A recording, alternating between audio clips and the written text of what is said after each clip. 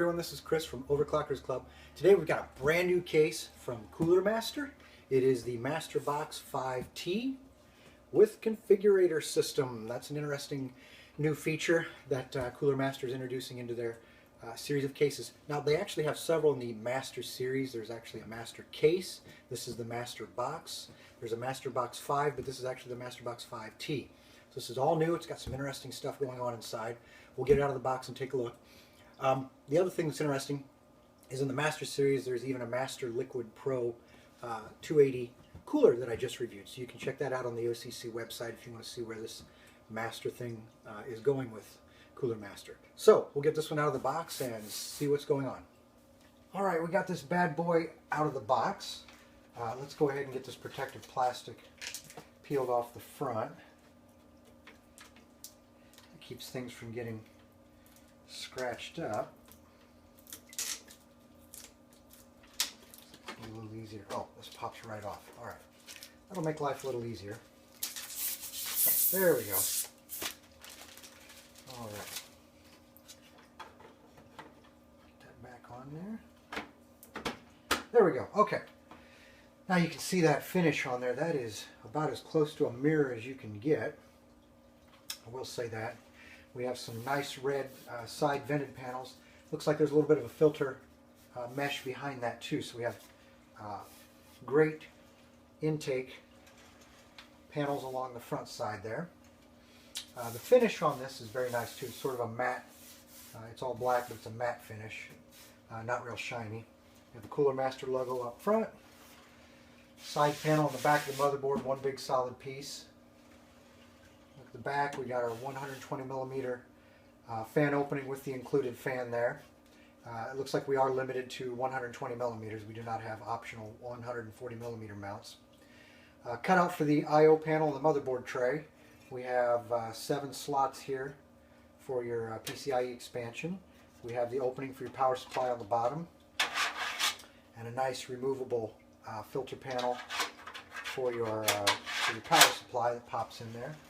On top here we also have a red mesh filter panel. It looks like that's held in with magnetic strips that should pop out very easily. We'll look at that when we get the case open here. The other neat feature I see is we have this built-in handle which really makes lifting and moving the case around really nice. And then our I/O across the top here. Let's take a look at that. We have 2 USB 3.0 ports, headphone and microphone jacks, of course. We have a little reset button here, our power button in the middle, and we have a 2-position fan speed switch. And then on the very end here we've got a little tiny hard drive activity light. So we'll see that flash here when we get the power to it. If we look at the bottom of the case, there's that vent panel that comes out, and we have some nice rubber feet here at the corners. And it looks like about an inch, maybe an inch and a half of clearance under the case for air circulation.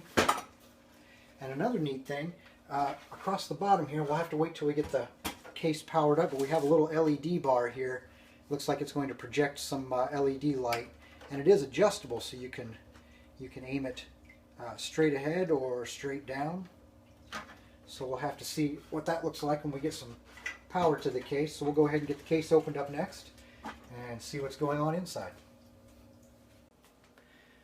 The MasterBox 5T is a mid-tower case, and one of the things you may notice is the absence of any optical drives. We don't have any of those up here. Nothing.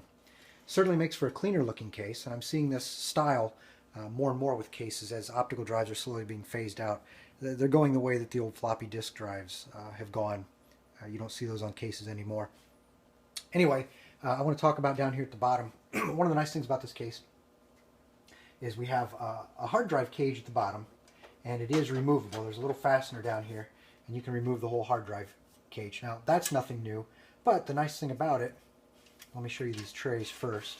You got 2 little hard drive trays. They do have mounting holes for solid state drives, but what is kind of nice about this is you're allowed to shift this over. There are little cutouts already. We have multiple positions that we can slide this hard drive cage over and secure it. And this gives us room if we want to put a radiator in the front. We'll talk about that here in a moment also. This cage can also be located to any of these positions. There are 3 positions along the top here where this can be mounted, and there are 2 fasteners that screw in from behind and lock the cage to the motherboard, to the back plane there. We have 3 positions, 1, 2, and we have a 3rd position at the top in addition to the mounting positions along the floor. And we also have a nice little feature here, is the solid state drive is mounted to this little bracket, and this bracket can be removed, and it can also be transferred to various mounting positions across the top, all the way up to the top of the motherboard tray too. And this can also be mounted on the back side of the motherboard tray, and there's even a provision on the back directly behind the motherboard to mount this also. We'll look at that here in a moment. Now down here at the bottom left, there's a little thumb screw you take out, and this plastic power supply cover can be completely removed, which will allow easy access to your power supply. If there's any dirt or dust that's accumulated underneath, you can remove that too. Or if you need to run cables for any new hardware that you add, you can access it very quickly, very conveniently. Put the fastener back in there. Now all your cables are hidden. We have a hole here to fish some cables up for access to the bottom of the motherboard there. So we'll flip this around and look at the back side. Now the back of the motherboard tray is also red, so this entire panel here is painted red. I really do like the red, really makes it stand out. But we have the ability to mount the little hard drive, or the solid state drive bracket on the back here, so it can be mounted here. It can also be mounted in any of these positions along the back. So we have 1, 2, 3 places that we can mount this bracket also. We also have a wide variety of your cable tie positions along the back here to help keep your cable management looking nice. Now we also have a very deep, about 25 to 30 millimeters I would say across the back here, which is plenty of room for all of your cables, plugs. Sometimes it's a real pain to get the side panel to push back on because the cables just make it bulge out if there's not enough room. But clearly Cooler Master has given you room there. We've taken that into consideration. Now we'll go ahead and flip the case so we can kind of look in the top, and then we'll look in the front. Now looking in the top of the case, there's actually this little mesh filter panel with the perimeter magnets around there, so that's very easy to remove. And we have mounting provisions up here at the top for 120 or 140 millimeter fan, and there's really not enough room for a cooler and a fan, so you really only have the option of mounting a fan on the top here. And the other nice thing that I like about this case is Cooler Master really thought ahead and added a nice notch, a nice cutout when you bring your power supply leads up to the top of your motherboard to power your CPU. A lot of cases leave you very, very little room, and that's a real pain. Now we'll go ahead and pull the front cover off. Earlier we had this off, and now we're going to talk about it a little more. We have a single 120 millimeter fan that's included. We have the ability to mount 3 120 millimeter fans or 2 140 millimeter fans. Our radiators go from a 240 to a 280 to a 360. That's a very large radiator that will fit in here. We do not have the ability to mount a radiator in the top. You can put a 120 in the rear. So your options for large radiator are really limited to the front of the case, and that's fine. So the next step is to get the motherboard in here and put the power to the case and see what this thing looks like and see how the thermal performance stands.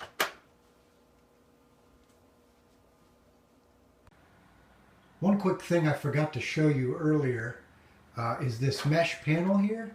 I've got it underneath, which is where I showed it earlier in the case, but it covers up the mounting holes for a fan. So if you want to put a fan up here, really this little panel goes up here, and you can see this little recessed area is made just for that to fit.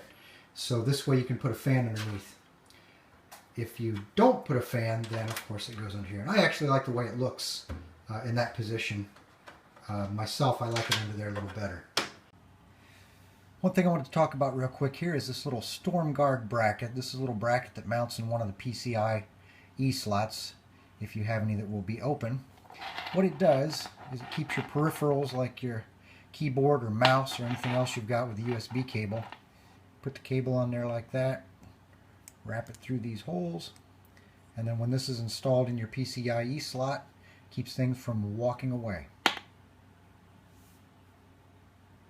As we prepare to get the motherboard in there, one thing I didn't catch earlier, it was tied up behind some of the cables there.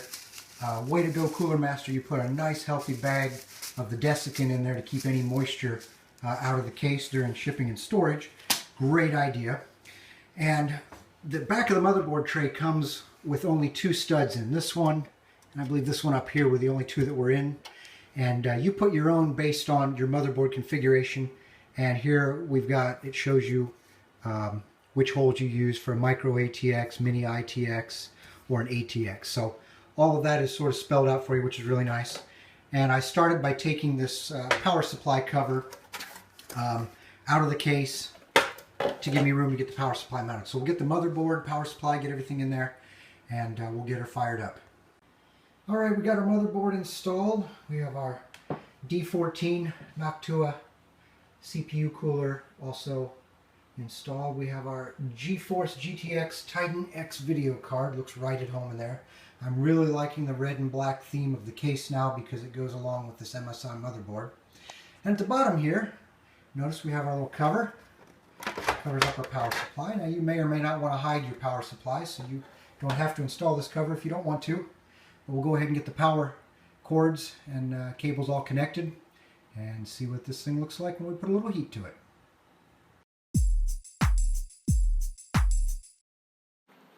Alright, everything's at idle, so we'll use our thermal imaging camera to take a look at everything. You can see the heat really is towards the back of the case.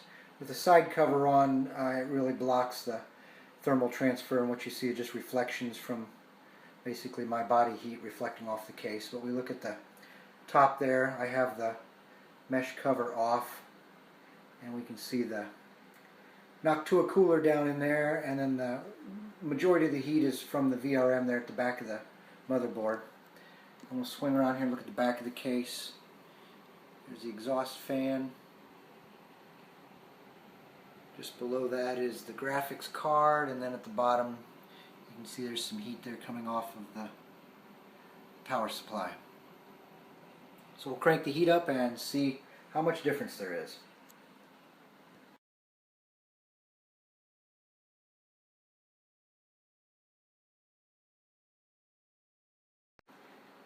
Alright, we'll look at the case here with our thermal camera when it's all the way cranked up with the overclock. You can really see where the heat is there at the back of the case, which is to be expected because that's where we're going to see all the heat exhausted. I took the little filter panel off so we can really see what's going on down in there. You can see the bulk of the heat's really coming from the back of the motherboard where the VRM is. Of course, when you've got the overclock pumped up, your VRM is working hard to supply the voltage to the CPU. You can see the Noctua cooler there. We got a little bit of heat in the fin stack. But clearly the bulk of it is really coming from the back of the motherboard. And then we look at the back of the case. It's pretty obvious where the fan is, the rear exhaust fan. That's where all the heat's coming out the back. We got a little bit of heat over there on the I/O panel of the motherboard, and then we have a little bit down there where the graphics card is. And finally down here where the power supply is, we got some heat down there too.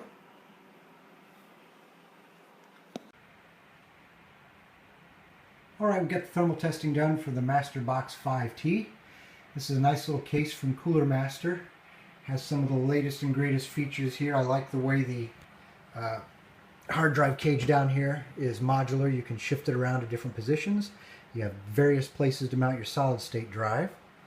I like the little cover here for your power supply. You have the option of keeping it covered up, keeping your wiring also covered up here so your cable management will look a little nicer.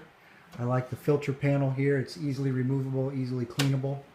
We also have one down here at the bottom for the power supply. Again, easily removable, easily cleanable.